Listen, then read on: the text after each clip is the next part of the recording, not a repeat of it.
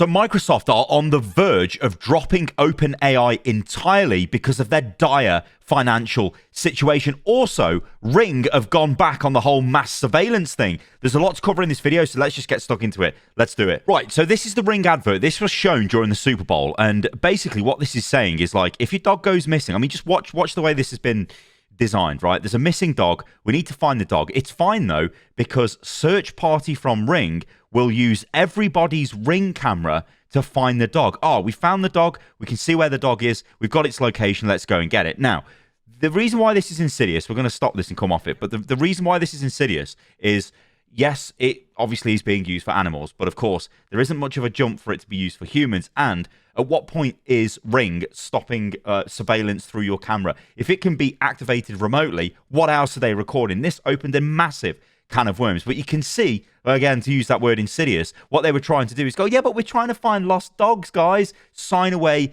all what the last vestiges of your privacy, I guess. Well, there was a massive kickback, so check this out. So CNBC reports Amazon's Ring cancels Flock partnership amid Super Bowl ad backlash. And the key points are Amazon's Ring has terminated its partnership with police tech company Flock Safety. The partnership came under scrutiny after Amazon's doorbell company ran an ad during the Super Bowl that touted a search party feature that uses AI to help locate lost pets. Ring's decision to cancel its partnership with Flock comes as tech companies face growing pressure to re-examine their workflow with federal agencies. Of course, this has got obviously political implications, but the sort of element I'm coming at this from is, well, I mean, mass surveillance is political anyway, but this is like a major damage has been done to this brand, and I'm sure a lot of people, if they had Ring cameras, were turning them off or ripping them off the wall or whatever, and just getting cameras that you can control completely, connect to your home network and just deal with them that way instead of something which is going through Ring servers. I mean, I don't have a Ring camera myself, so I can't entirely I don't know how they work, but I'd imagine that they've got a subscription, right? So I think that they involve some sort of cloud storage of whatever they're recording. So again, the question would be, is that material being used in AI models? Is it being used with law enforcement now because of this? The questions are all being asked now, and they've obviously gone back on it. But the article just goes in to say that, yeah, they've gone back on this. But like I said, I'm not too sure if the damage has already been done for Ring. I don't know. What do you guys think? Let me know in the comments below. But I think they've probably, it's not great for them. Okay, so this is somewhat of a bombshell. So this is Windows Central. They report on, well, they're Windows Central, right? So Microsoft-related products, Xbox, Windows, all of that stuff. And this is actually kind of shocking, right? And we do have a response from a high-level employee at Microsoft, which we can take a look at. So Microsoft confirms plan to ditch OpenAI as the ChatGPT firm continues to beg big tech for cash. Google's DeepMind co-founder and Microsoft AI lead Mustafa Suleyman suggests that the big tech firm is moving away from OpenAI's reliance as the latter's financials look increasingly dire. This is, somewhat shocking. So we'll go through this because it's worth it.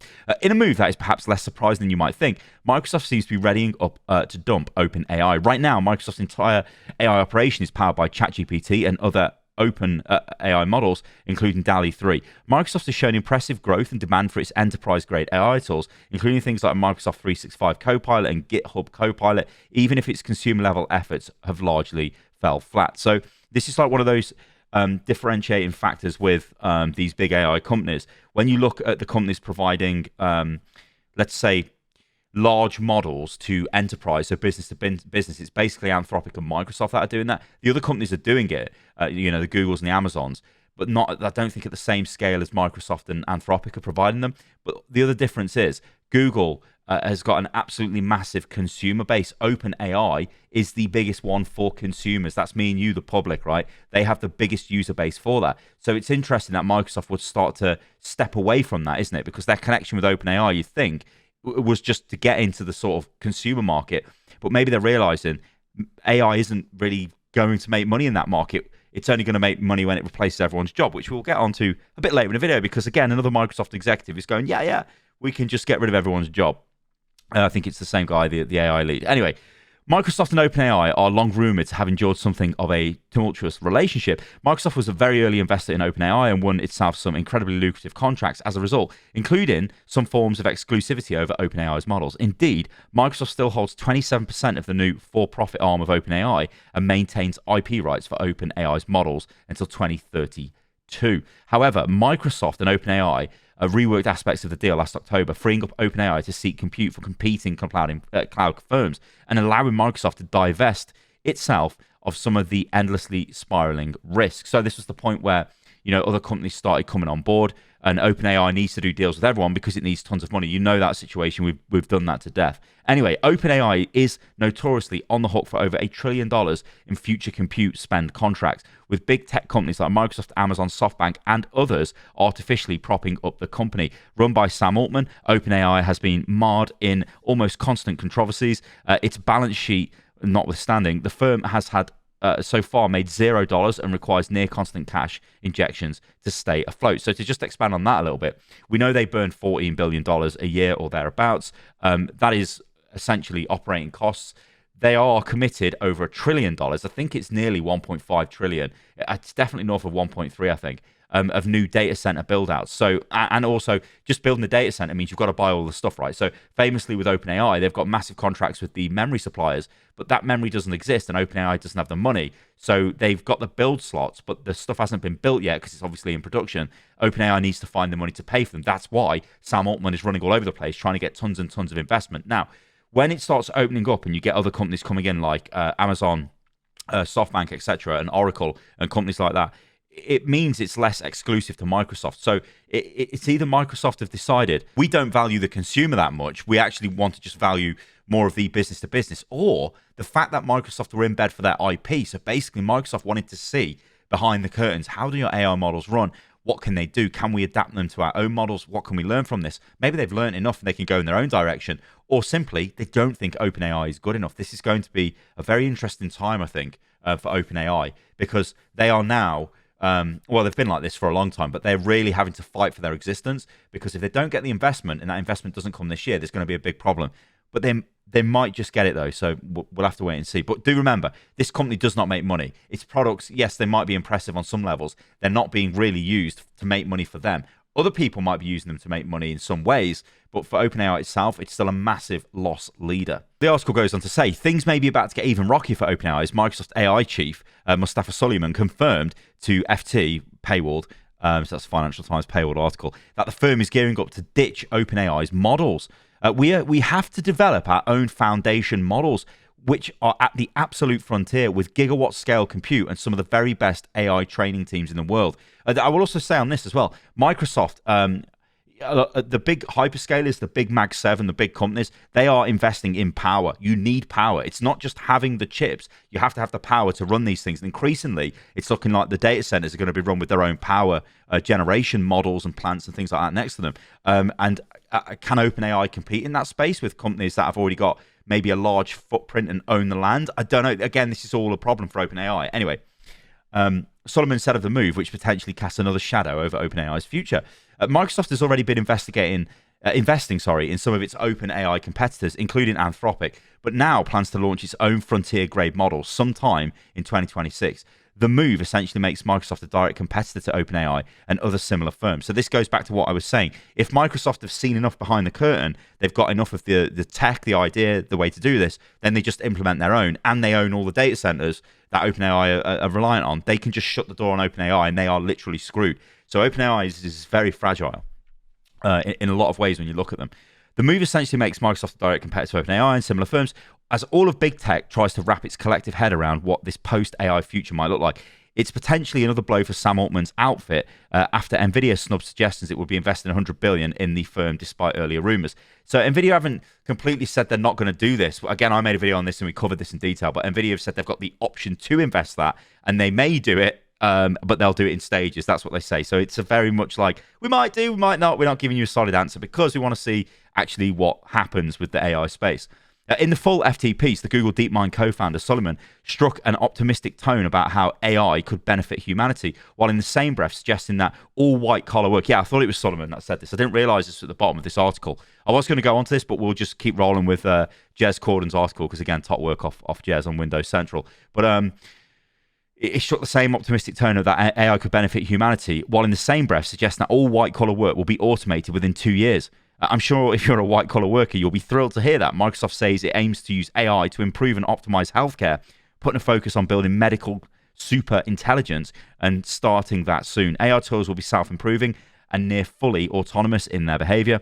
Microsoft has put a big emphasis on AI agents in its Azure tools, which again is their cloud platform, which allows users to automate prompts and workflows while adopting corporate and legal compliance. Now, this idea, I actually like, so white collar jobs going within 2 years. Firstly, these kind of statements are made all the time. I think, like, if I was to come up with a comparison, think of pagers or fax machines, right? Maybe pagers are probably not the best example, but fax machines might be a little bit better. Fax machines are still used. I mean, they're used in NHS hospitals, not all of them, but they're used, and they're in certain places because they do a certain thing. Why hasn't the internet completely replaced them? You know what I mean? It's been out for a long time. Okay, maybe it's not a fair example, but what I'm trying to say is when they make these statements, oh yeah, in 2 years, all white collar jobs will be done by AI. You won't need anyone doing any kind of those. In fact, a CEO is a white collar job, right? You won't need a CEO. The AI will just be the CEO, whatever. They're ludicrous claims because it requires massive technical jumps, massive jumps in trust, massive jumps in power generation, massive jumps in hardware, loads of jumps, right? Is that going to happen? Who knows? But investors do like that kind of speak because it gives future sort of almost future guidance on what could happen. Well, we might be able to replace all of these jobs in the future, and I think it's going to be fantastic. So invest in us now, because if all white-collar jobs go and they're replaced with Microsoft AI models, then we're going to make loads of money because we're providing all the power for all of the jobs that need to be done that people are no longer needed to do. But obviously for the people doing those jobs, it is frightening. One of the things I've always looked at with AI, use it as a force multiplier at your work. Don't use it to do your work. I think, there's probably this hellish landscape out there of corporate jobs where I can just imagine the CEO, well, not the CEO, but like let's say a manager says to an understudy or somebody like in a department and says, I want you to put this information I'm giving you into a spreadsheet. So that person gets it, pastes it into an AI model, says make a spreadsheet. It makes a spreadsheet, and then the manager says send this to someone else. So they send that spreadsheet to somebody else, right? And then that person then uses AI to summarize the main takeaways from the spreadsheet or the presentation or whatever it may be. And so actually no people are doing any work there. It's just AI. So I don't know, like that's to me what I imagine is going on. Again, I'm not working in a corporate environment. This is where I work, so I just do whatever. I'm on my own like a lone ranger. But I mean, I don't know. It is worrying. It's very worrying when they start talking like this. So this is Jez's Twitter. Like I said, there's a leak. There's a link. There's not a leak. I hope there's a link to all of this stuff in the video description below. But this was a tweet, obviously promoting the article we just looked at. But then when you look at this, you will see there's a response here from Frank X. Shaw, and Frank is the lead communications for Microsoft. So obviously, high up at Microsoft. It says probs worth listening to or reading the earnings call. Where Satya and Amy talked about just this. We are in a multi-model world. OpenAI has a huge role for us, and we are building frontier models for specific things we want to do as well. Now, why would he say that? So, on the one hand, if you're going to completely get rid of OpenAI, right? You're not going to say we're getting rid of them completely because that's going to tank their reputation, right? Because Microsoft is like one of the major partners. It would also tank the reputation of AI overall. And so some people do say one of the sort of things that Sam Altman tries to do is position OpenAI in such a place where it's almost too big to fail. Because if it does go down, it's going to damage a lot of the other big companies out there that are investing all their money into AI. So you can look at it that way. But I mean, I don't know. I can't. Who knows what they're going to do here? But I think it's probably the writings on the wall for OpenAI's relationship with Microsoft, and where it goes from here. I mean, we're just going to have to watch.